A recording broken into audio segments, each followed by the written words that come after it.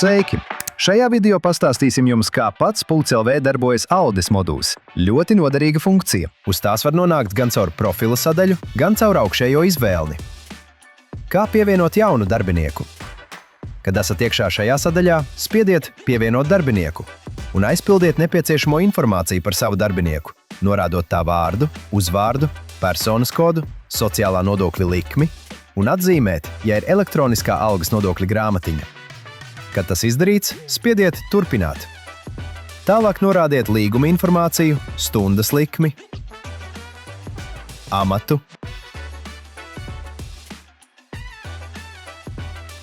algas apjomu un līguma sākuma datumu. Spiediet Turpināt. Tagad jūs nonākat savu darbinieku sarakstā. Jūs varat uzklikšķināt uz savu darbinieku, pievienot prombūtni, aplūkot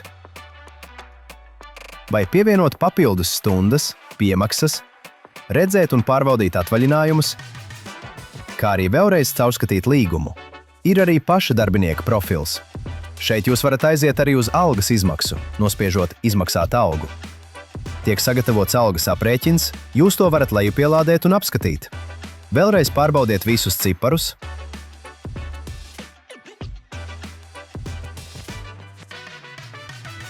un spiediet Izmaksāt. Līdz ar algas izmaksu tiek iegrāmatots arī darījums.